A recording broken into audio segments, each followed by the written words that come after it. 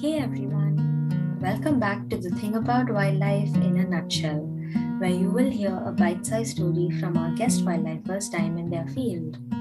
Our lives among nature tend to be a string of funny, intimidating, or even absurd anecdotes, and I'm going to be bringing these to you through some wonderfully diverse and fascinating voices.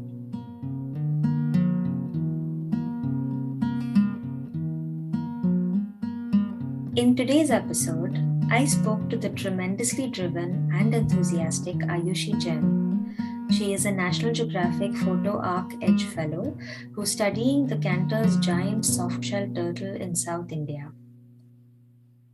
While her primary research interests lie in community ecology, behavioral ecology, and evolution of reptiles, most of her time in the field is dedicated to the conservation of this critically endangered turtle.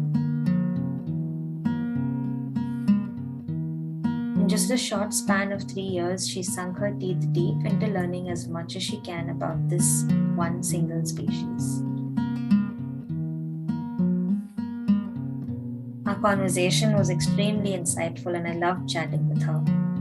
Here's the episode now, the thing about softshell turtles. Hey Ayushi, thanks so much for joining me. I'm very, very excited to talk to you today. Hi, Shika. Thank you for having me. I'm equally excited to talk to you about my work and about the species. Thanks so much. You're just doing some very fascinating work right now. And of course, you're working on a species which quite likely none of our listeners have heard about. And even before we jump into the details of the work you're doing there, tell us a bit about this species itself. What is a softshell turtle? What is the species you're working on? And where are you? Where do you find this animal? Right. I would like to start with something that I did. I did a small survey with common people, not people from the ecology background. And the survey where I had a very simple question of, do you know what a softshell turtle is? And about 70% of those people, I had about 500 responses. About 70% of those people did not know what a softshell turtle is. The next question I had was to choose between olive ridley turtle and a softshell turtle and decide which one is a softshell turtle. And out of those 30% people, most people just clicked the olive ridley turtle. So they just had no idea what a softshell turtle is, and I think that is what has driven me even more towards studying this particular group.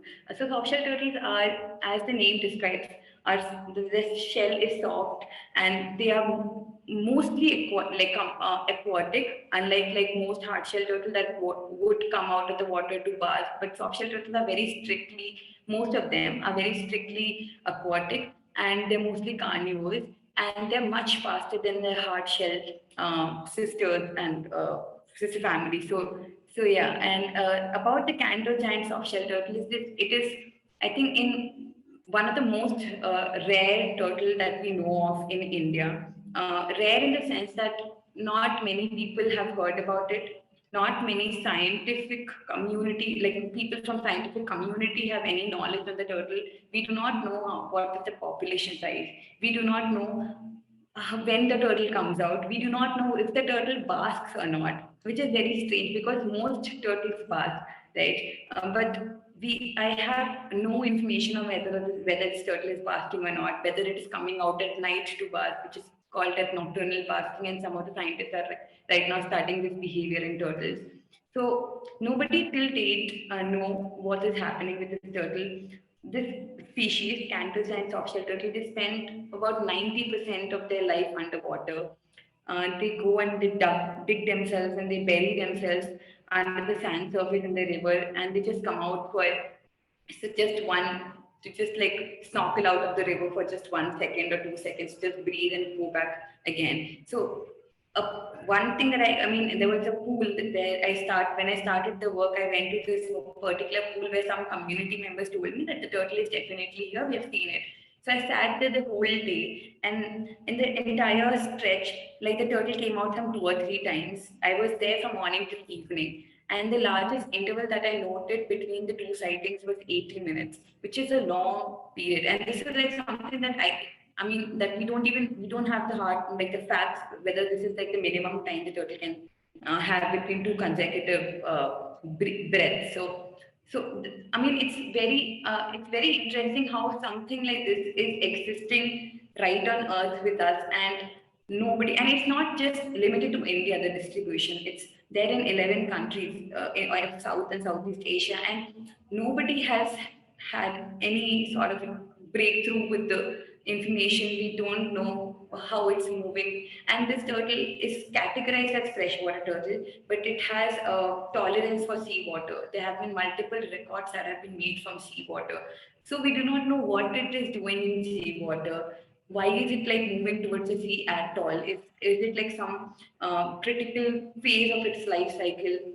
So there are like so many things that's just a question mark. And then sometimes people ask me to describe this turtle, I don't know what to tell them because I don't know all that much about this turtle. So yes, and Wow. I think Yeah.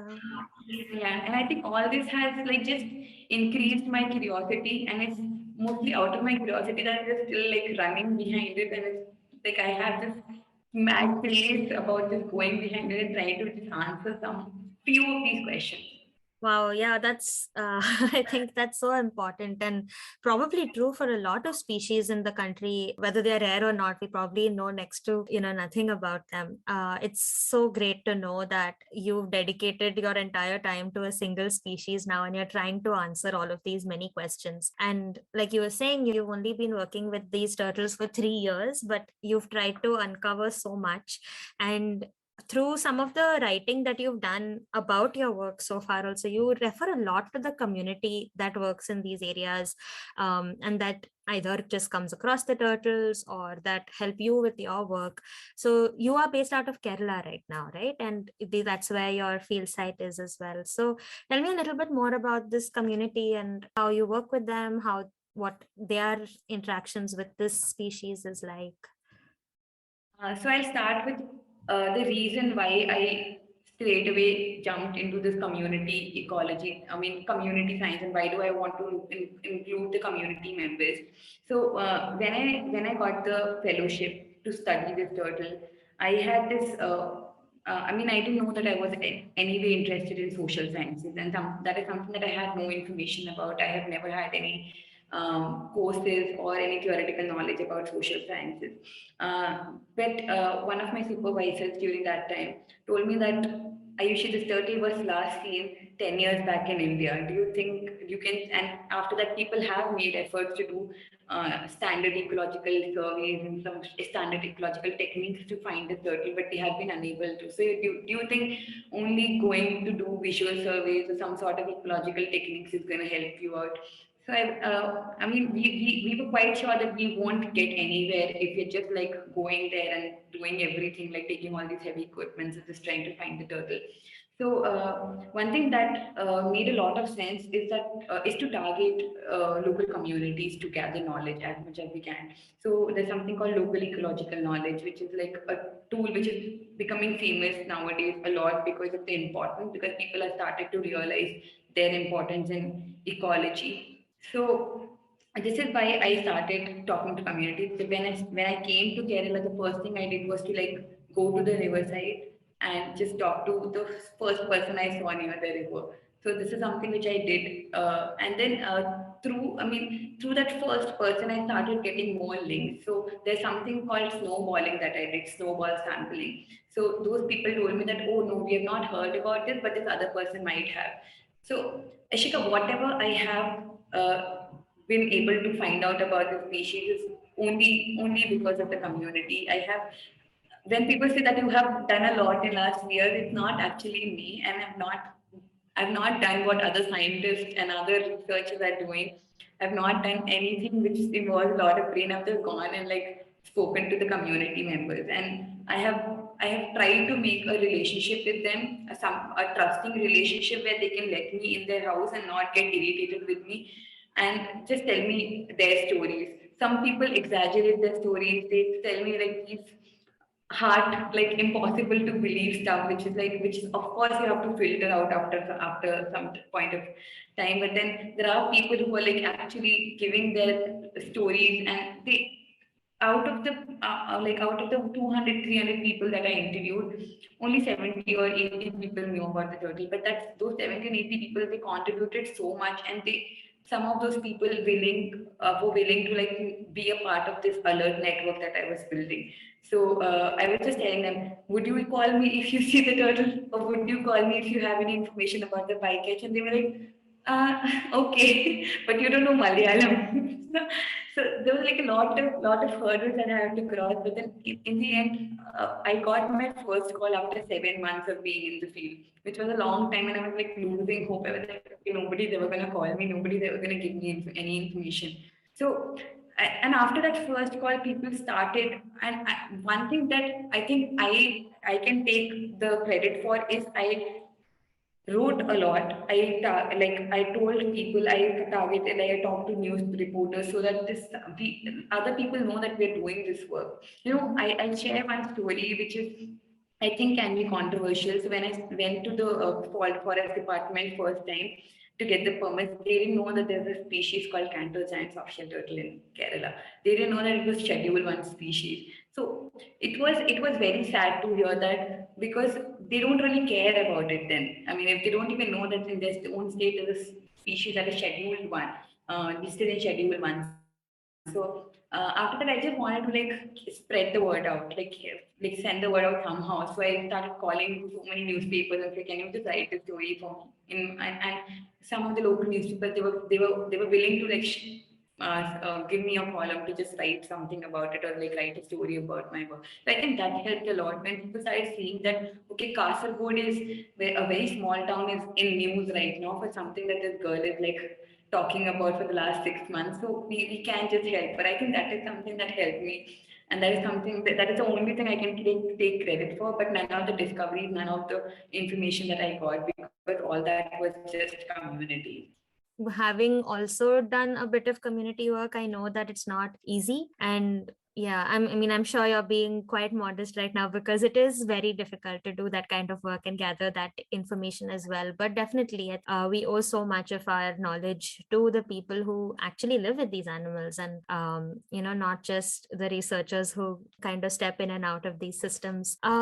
So it's really great to hear that all of this sustained effort to do outreach, to do communication work, and just, I think, being present in that area and having the community learn to trust you over time. You've clearly built a very interesting network there, and now you have this alert network that has gained momentum, and it's collecting more information. So tell us a little bit more now about your actual sightings of these turtles and what that's like, because as somebody who got into the field for ecology or for the love of a species, it's also challenging, I'm sure, to go months on end without even seeing your study species. So what has that been like for you? I think initially it was very tough. Initially, I mean, I am a person who have been always like constant pessimistic thoughts. I am always critical of myself, and I'm like, okay, I'm gonna fail. The first thought I have is I'm gonna fail at at this, and I still like I don't know why I can't believe that I have collected all that information, because I can't seem to take the credit for that. It's not something that I have. I mean, it's honestly, I mean, you might say that I'm being honest, but I'm not, because it's all like anyone who is willing to spend that time with the community would have been able to manage to to gather that information. But yeah, so I'll tell you. So I got lucky the first time, because I started my project in March 2019, and I was my study site was supposed to be in Kozhikode in Kutiadi River. Kutiadi River I chose because that was where the last sighting in 2010 was made. So I wanted to start from there. But one night I just got a call that one team, there has been some incident where some hundreds and 200 fishes have died in a pool in Kasargod, which is like north of Kerala, about like 200 kilometers if I'm not wrong. They said that there is some very large turtle that is coming out to feed on those dead fishes, and it is probably the turtle that you're looking for. So do you want to go with this team from KFRI who is going to like do the survey for fishes and they want to like be there for a couple of days. I was like, okay, why not? I'm not doing anything here. So I just like overnight I went to that. I think I've written about that also somewhere. So when I went there, like these people were there and they were telling, they were giving me the exact description of the turtle. And at that time, I've never seen this turtle. I've never seen any large soft-shell turtle at that point in my life. So I was like, okay, this is what sounds like a Cantor giant soft-shell turtle from the pictures I've seen, but I need to see it from myself for myself. And this pool that this happened, this incident. I was there for the first day. I didn't see anything. I was sitting there for the entire day. The next day, this Carefree team was just wrapping up their work, and I was like, okay, I would like to stay here for a couple more days because many people are just giving the same description, and the turtle is bound to come out sometime to breathe. So second day, I was accompanied by I think 10 people from that village, and they were like, "Okay, we'll just help you, Paka. We'll help you see the turtle." And they just sat with me till from like I think 1 o'clock in the afternoon, and they were like, "Only you will see it in the afternoon. You'll not see it at night. You'll not see it in the morning." So we have to come here at in the peak afternoon. So we went there at around 12:31, and we're sitting there till 5. And I didn't have a proper camera. I had a very small, like 15, 8, 30, 18 mm, some sort of that lens. I'm not good with photography, so yeah, very small lens, and I couldn't like take good photographs. So I had one person from Carefree who was like, okay, I'll sit with you and I'll try to photograph that species. So all the while, I was just like, please God, that turtle should come out. Okay. So that something came out, and I was like, whenever the fishes were breathing, they were like bubbles, and I like, okay, this is the turtle because I have never done those surveys. I don't know. So there was like, it's very difficult for me, but the people, local community members, the kids and the boys there made it easy for me. So they were like, no, this is not the turtle. Then suddenly one big head, and you can't really miss it. If it comes out, you will see it. One big head comes out of the water, and I'm like, okay, this is something. This is either like this is something I'm looking for. I have a feeling that this is Cantor giant softshell turtle. Fortunately, that other guy was able to take 1 or 2 pictures, and I saw it, and I was like, okay, I can't see any red markings. So there's one more turtle that is present in the study area, which is like Nilsonia leithii, which is equally like similar size and similar morphometric characteristics. So I was like, okay, I can't see any red markings on the head. This is probably Cantor giant softshell turtle. So I just like saw those pictures, referred it back to the pictures I've seen, and sent it to some people for confirmation. And it was the turtle. So this is how I moved from my previous site to Kasargod. And I just like completely changed my project plan. And I was like, okay, now I have to focus on this site. And after that first time in May 2019, I started building a network. I started interviewing people. And after that, the second sighting was in December 2019, which is after 7 months. Because and that too because of bycatch. So I have and in these 7 months I am going every day to the field. And at one point I was like, okay, I don't think I can do this project. And I'm freaking out. I'm like telling my supervisor that I don't think this is working out. And so she was like, see, you're talking to community, they're giving you past information and this is data. And I like slowly I started I having this like love for social science because even though I couldn't see the turtle, I was getting to know the stories of people who have seen the Cantor giant softshell turtle.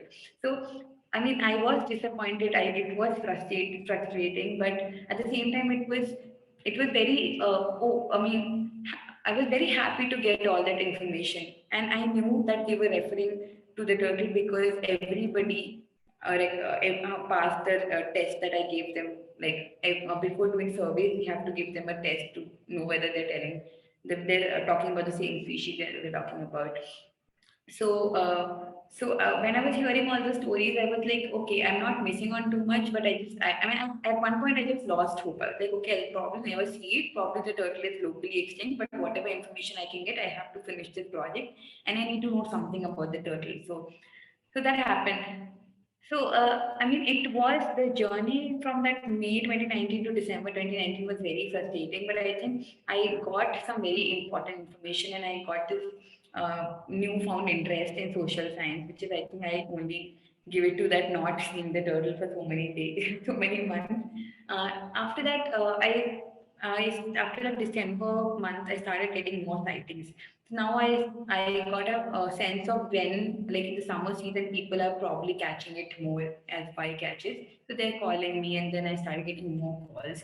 So I have had about 20 calls, out of which I have attended 8 or 9 rescues, and other times the turtle did not really need rescuing. It just needed, like, it was in the net and the people sent me videos of like releasing it back in the river, or sometimes it was just juvenile, they saw it on the river bank.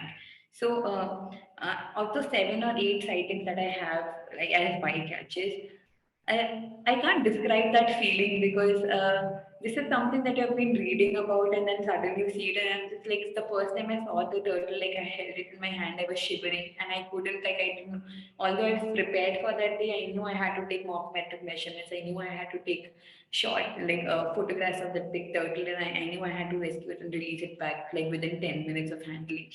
So I was not at all good at doing that day because I was just shivering the whole time. I was just on call. I was like, am I doing this correctly or not?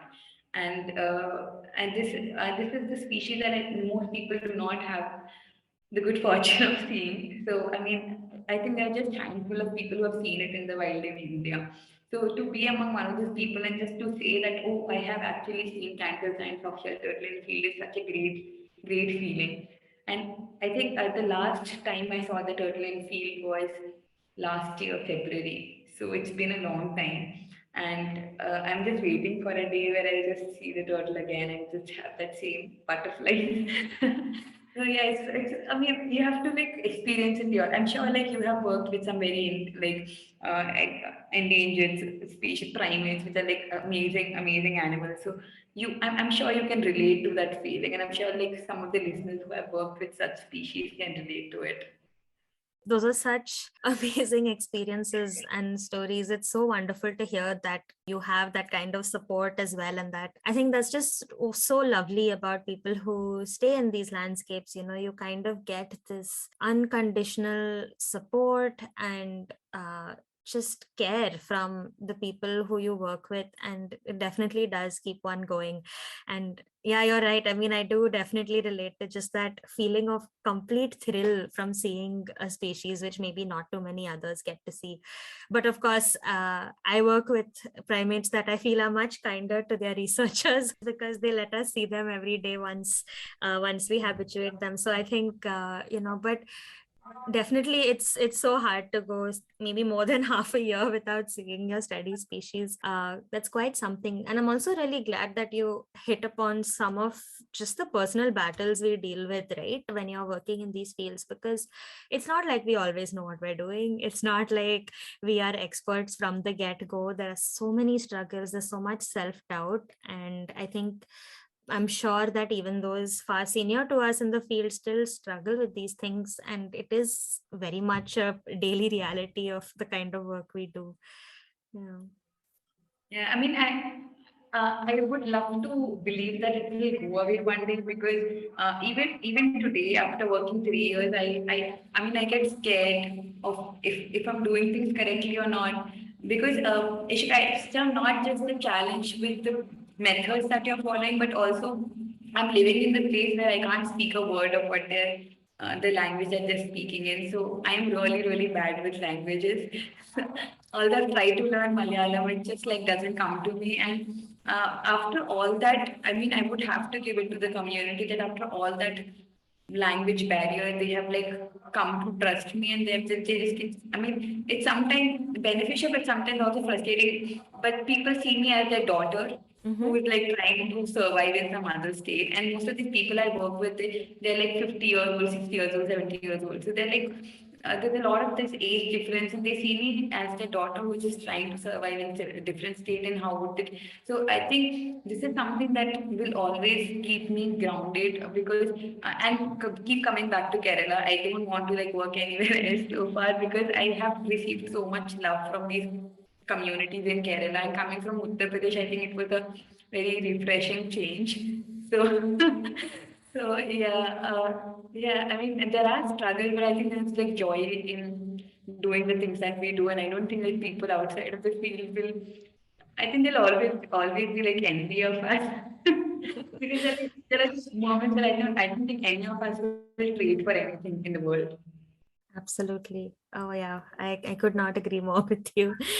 Um, I wanted to ask you a little bit more about just the urgency of the situation you're in, right? Because, like you said, you've been there working with this particular species for just about 3 years now. And because it is so rare and critically endangered, you've managed to also, after a lot of writing and a lot of efforts, you've managed to get some good financial support and institutional support to enable you to do this work because it is that critical and that important, right? And which is why you've also done as much as you have in a really short period of time.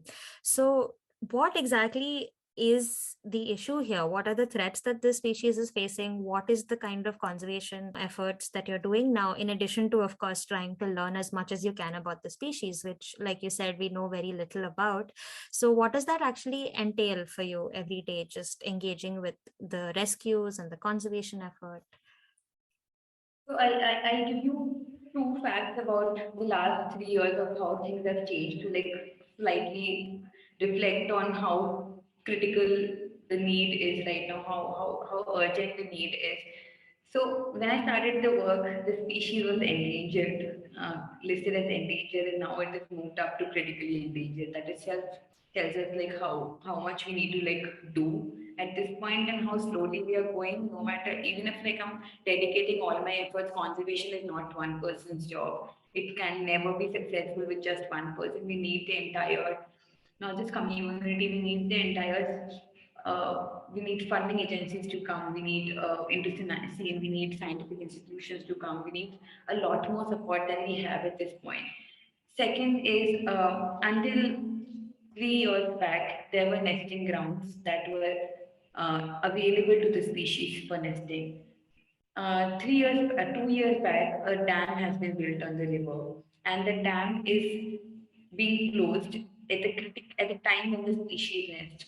So this is when people also need fresh water, and dam is important to the livelihood. I understand, and it's some these issues are something that you have to address very. Uh, you can't really just tell people that no, we need to go against dams because their livelihood depends on it. And they're getting drinking water from the river, so that's something which is very important to the people. This dam, but it came in 2020, and it was completed. The construction was completed in 2021, and the day the dam was closed, a week back, we saw the nest. We got an information of an active nest, which was freshly laid, and within a week that nest was flooded, and we did not have enough time to respond to the situation. And over the same sandbank was used by I don't know if multiple females or the single female to lay three nests. And out of those three nests, we could only save one.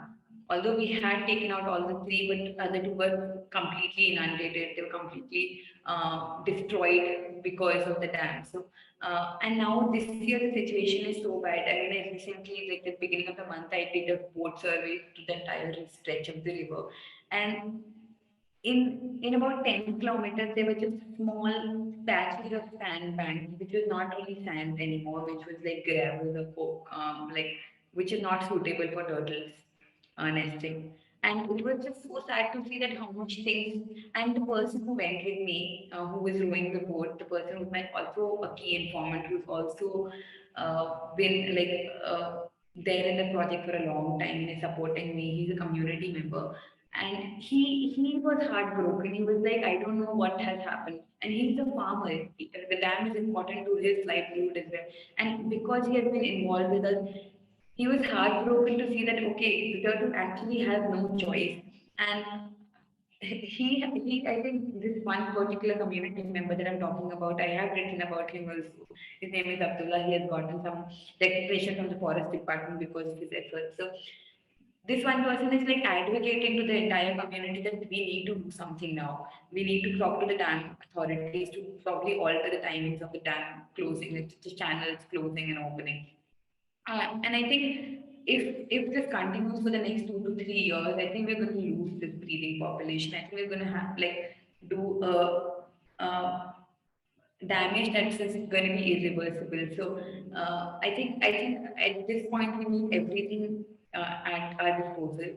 I'm trying to like talk to the authorities. I'm trying to talk to everyone. I still do, I think I mentioned in the beginning of the call that I do not have permits to do anything, which is like a sad part because my hands are tied. I can't really do anything. I'm just like going every day to the forest department and say, please do something.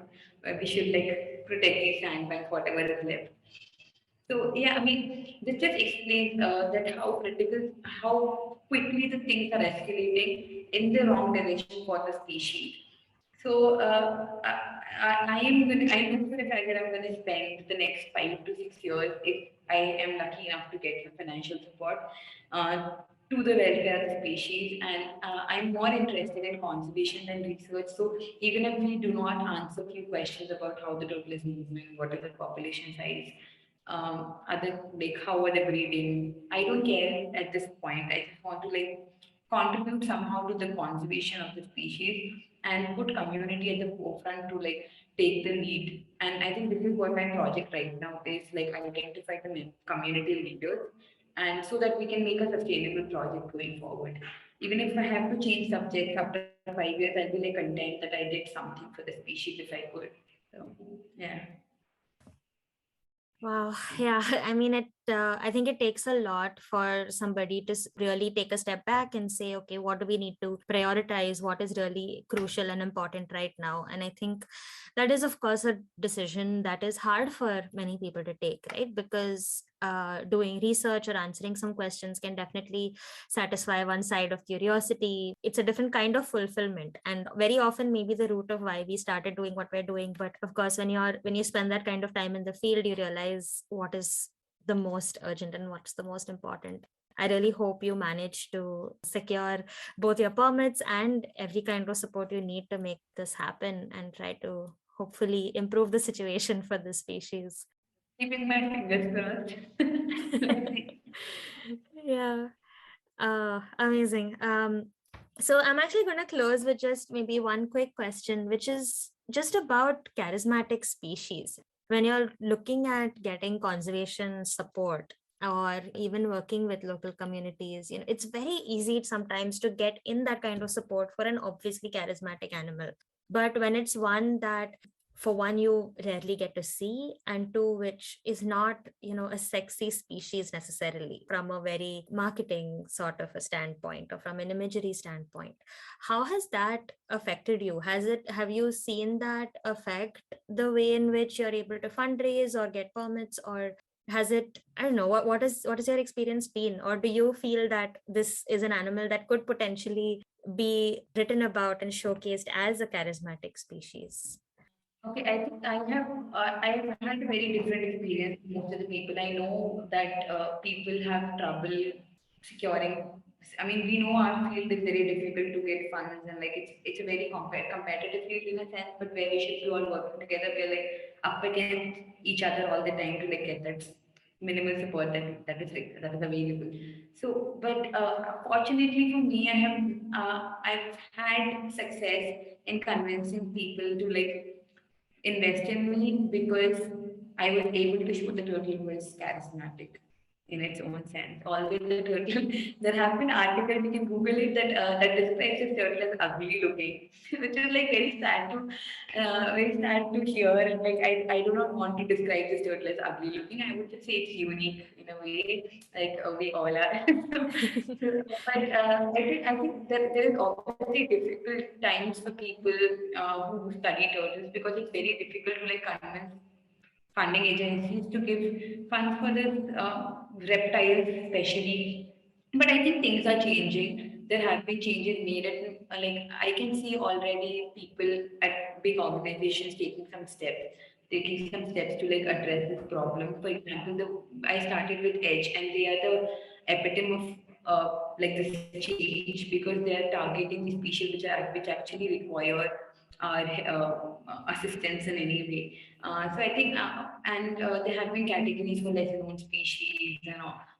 So like I think I would like to believe that things are changing, and I hope things continue to change in a better way. But fortunately for me, I've not had trouble so far. I mean, not as much trouble. I think I have been successful in showcasing the species as something unique. And I would definitely like to. I would always want people to invest like their resources in conserving this species. But it's always a challenge, you know. It's because if we see from a point where like governmental resources are easily available for species like tigers, snow leopard, elephants, and such big mammals, right? But these same government resources are not available for us. We have to target small funding agencies, independent organizations. So this is something challenge. This is something which is very challenging. But yeah, I hope things change. And I know it won't very soon. And I know there's like a long and bumpy road, but we can't. I think we all have to like fight against it together. So, yeah. Yeah. And it's sad because like only few spots are available at each. For and it's nobody's fault. It's just like how the system is built. And to think that I have to fight an equally like important project to get my own project funded is like really sad. So I would. I mean, the same thing happened with me. Like I recently got this one grant which had three finalists in the end, and I was one of the people who secured that grant. The other two projects were amazing. I mean, when I read about those projects, I was like, okay, like I don't mind if I don't get this funding, but I really want to get this funding. But it was so sad to see that those two projects didn't get anything because that was also equally like important. So I think I don't know really what to say about this. I think it's very sad situation. Yeah, that's so true because none of us outwardly are competitive people or have it against each other. But you're right, we do ultimately compete with our dearest, closest peers whose work we respect and love for the same pool of money. And yeah, you're absolutely right. And hopefully that resource and pool of funding will grow with time as more awareness builds. And I'm also, so excited that you've done as much writing as you have, and you've put out so much wonderful content. And I'll definitely link it all in our show notes as well. So anybody listening in who wants to know more about this fabulous work that Ayushi is up to, just check out the show notes, and we'll definitely have all of your articles there. Thanks so much, Ayushi, for sharing your stories and talking to me today. Thank you so much. It was lovely talking to you, and I hope like your podcast grows every day and like lots of listeners because it's. I mean, I have enjoyed so far, and I sometimes like I just go on train and I just put on yeah, show and just listen to one episode, which is like it's been really nice. Thank you so much for having me again. Oh, thanks. Thanks so much, Ayushi. I'm sure that everyone's going to really love listening in. And hopefully now if you were to do that survey again on who knows about softshell turtles, hopefully more people will be able to say yes. Hopefully. Thank you, Nishika. Thank you so much. Have a great Thanks. day. You too.